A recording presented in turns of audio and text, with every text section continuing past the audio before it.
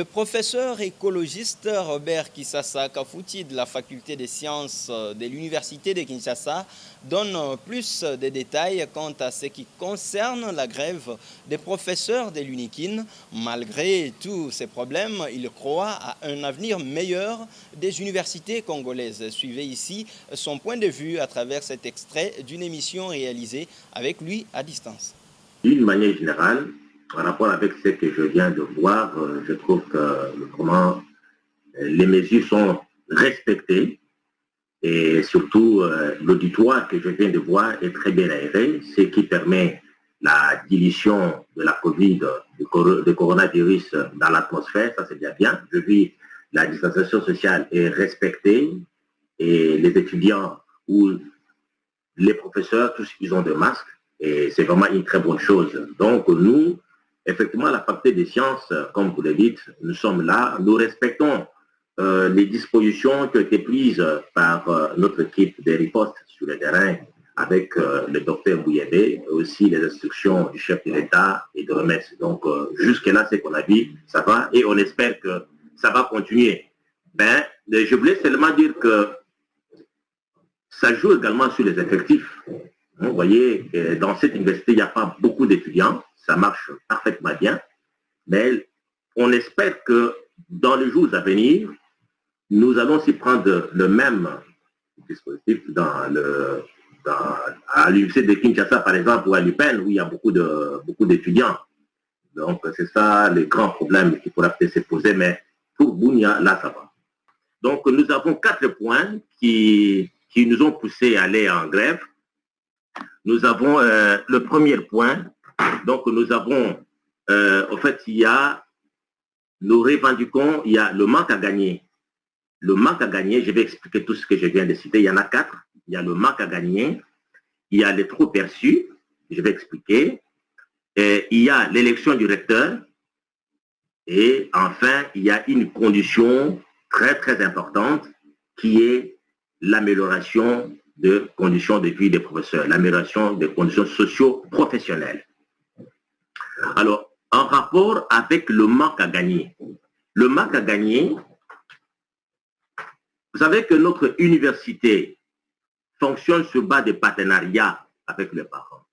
Nous avons opté cela parce qu'il y avait les années académiques élastiques. Il y avait trop de grèves. Il n'y avait pas assez de moyens. Les gouvernements, parfois, n'avaient pas assez de moyens pour payer les professeurs. Il fallait la contribution des parents. Et on avait fixé cette contribution en devises étrangères, en dollars américains. Et vous savez comment il y a des fluctuations des taux d'échange. Et ça marchait parfaitement bien. Ben, il est arrivé qu'à un moment donné, parfois, on n'avait pas assez de moyens pour payer les professeurs. Il fallait la contribution des parents. Et on avait fixé cette contribution en devises étrangères, en dollars américains. Et vous savez comment il y a des fluctuations des taux d'échange. Et ça marchait parfaitement bien.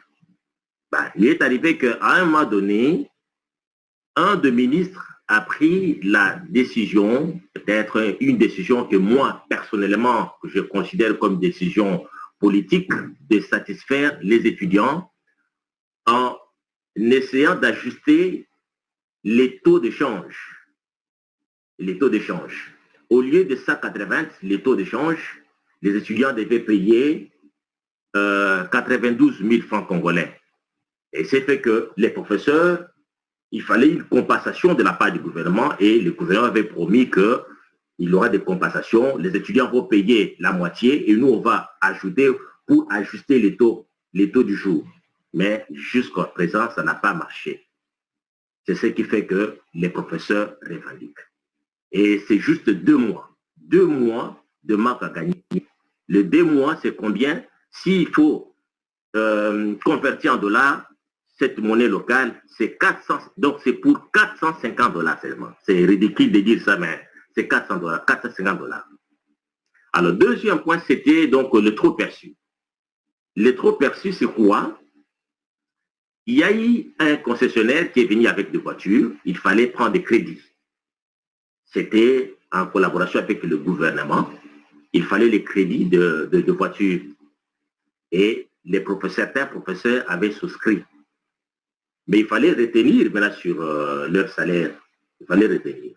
Malheureusement, la banque a retenu plus que ça. La banque est allée au-delà. La banque est allée au-delà. Mais lorsque les professeurs ont fait ces mouvements de grève, ils ont revendiqué, il semble que la banque avait déjà remis cet argent-là. Et combien? C'est autour de 3 000 $ de plus que la banque avait retenu. Et les professeurs ont réclamé. Ils ont demandé leur argent. Mais jusqu'aujourd'hui, et ça, ce que je vous dis, c'est depuis 2012. 2012 que les professeurs réclament les trop perçus. L'argent des professeurs qu'on a retenu, c'est depuis 2012. Vous comprenez? Et tout le temps, il y a des promesses. Bon, ça va, on va vous donner. Parfois, on appelle une équipe, des professeurs qui vont de notre association, ont toujours des promesses. C'est pour ça que c'est fini. Nous allons répondre que lorsque vous allez payer cet argent-là, là, nous reprenons. Ça, c'est en rapport avec les trop perçus. L'université, je crois qu'il y a de l'avenir. Ça ne peut pas vous inquiéter. Les grèves, c'est tout à fait normal. C'est pour améliorer les conditions de vie, de travail. Mais il y a de l'avenir quand on regarde avec l'actuel gouvernement, comment est-ce qu'ils ont essayé un peu comment Yacobo Sabaom, il y a des étudiants. Banzela, Izalaki, Yacobo Kana, quand vous allez vers Kinal, Izaki vraiment érosé, Kataki Zela, côté bypass, ils ont été coupés. Mais on regarde tant soit fait, on voit quand même un effort au niveau, il y a gouvernement, il y a chef de l'État, et on espère qu'il faut continuer. Et nous aussi, de notre côté, nous allons aussi faire un pas, et tout ira bien. Donc, il y a vraiment de l'avenir. L'université ne va pas disparaître. L'université de Kinshasa, toutes nos universités, surtout à partir de l'université de Kinshasa, ne va pas disparaître, ça va tout exister. Mais les revendications, c'est pour améliorer ma condition de vie. Il y a salaire et banda. Ce n'est même pas le problème à l'actuel chef de l'État. Avant qu'il y ait, ça fait longtemps qu'on a commencé. Lui, il y a avec Okuta, ce qui se passe, à côté d'une situation déjà, Oyo, et ça qui déjà est Mabé avant. Ça fait longtemps qu'on milite pour ça.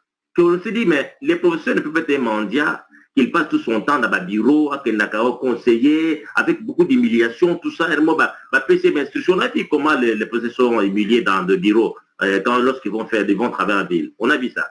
Donc, ça n'a rien à voir avec la présidente de la République. Et d'ailleurs, on n'a même pas de preuves. On a affiché, mais on ne sait pas si c'est vrai. Mais nous, l'autre problème de revendication, ce n'est pas par rapport aux autres classes sociales ou aux autres travail, mais c'est par rapport à nous, au travail que nous faisons. Nous, les professeurs, nous qui formons les généraux, nous qui formons les députés, nous qui formons tout le monde, il faut que tout dans la bonne condition. Il y a travail. Donc c'est ça. Nous avons la dernière revendication, c'est l'amélioration des conditions de vie des professeurs. Vous avez vu, depuis que cette maladie a commencé, il y a eu beaucoup de morts dans les camps des professeurs. Les professeurs travaillent dans des conditions que vous ne pouvez pas imaginer. Je ne vais pas aller plus loin. Je vais m'arrêter, peut-être qu'il y a encore d'autres questions, parce qu'on est tout le temps insulté. Ce sont les professeurs qui ont détruit les pays. Ils ont fait ceci, on les voit en politique. Mais parce que les professeurs sont devenus comme des minables, des misérables. C'est là qu'ils vont en ville pour chercher comment survivre. Parce qu'à principe, un professeur de l'université ne peut pas devenir mendiant dans le cabinet d'un ministre ou aller travailler à la présidence pour vivre. Il ne peut même pas envier un ministre, même un député.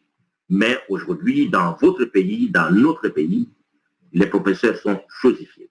C'est pour cela nous voulons absolument que nous puissions quand même vivre de notre travail, de notre salaire, sans aller courir en ville, faire des déclarations politiques et se concentrer à la recherche, rester à l'université. Mais pour rester, il faudra absolument qu'on puisse améliorer. Et sur ce, nous avons demandé 5 000 $ pour un professeur associé. Beaucoup ou peu, c'est juste un montant que nous avons fixé. Donc, on a fixé sans tenir compte de l'étranger. Bon, évidemment, il y a beaucoup, nous avons tous étudié là-bas, et même l'enseignement, ça vient de là, mais c'est Donc, si vraiment qu'il faut suivre les modèles de l'étranger, je crois que les professeurs ne seront pas comme ça. Il y a des conditions que les professeurs doivent vivre dans le Congo. Alors, cet argent viendra d'où? Non, ce n'est pas aux professeurs de savoir d'où viendra cet argent-là. Nous, on a posé notre problème comme chaque classe sociale se posait problème à Bissau. Et nous voulons ceci. Sans tenir compte, il y a nous, on a posé notre problème. Comme Bana a posé problème, mais d'où viendra cet argent-là? Je ne pense pas, avec tout ce qui se passe dans ces pays, que cette question, tout qu'on s'est posé la question, quand au moment où les procès est validé, 5 000 OAPT, nous avons de l'argent dans ces pays. Il y a encore l'élection du recteur. Vous savez, comme d'habitude, le recteur a toujours été nommé. Nous voulons que dans les textes, l'université est apolitique. Pour que l'université soit politique, il faudra que le recteur soit nommé. Nommé comme on nomme les doyens de faculté, comme on nomme les chefs de département. C'est-à-dire après l'élection. C'est-à-dire que nous n'avons pas besoin d'un recteur qui doit à un parti politique. Pour prendre une décision, il faut d'abord aller en ville. Nous ne voulons pas ça. Nous voulons que l'université soit réellement politique. C'est ici que nous avons demandé dans notre revendication que désormais, qu'on ne puisse plus nommer le recteur, qu'il se fassent les élections sur base des critères bien établis pour devenir recteur de l'université. Et là, pour que l'objectif, c'est pour que nous puissions quand même avoir un recteur qui va dépendre de nous, mais qui n'aura pas les instructions seulement à dire. Je crois que dans tous les pays, les recteurs, de temps vous allez, que ce soit au Canada, que ce soit aux États, partout, les recteurs, c'est sur base des publications. Il y a beaucoup de critères qui entrent en jeu pour nommer, pour élire un recteur. Donc, le recteur doit battre sa campagne pour qu'on puisse les nommer.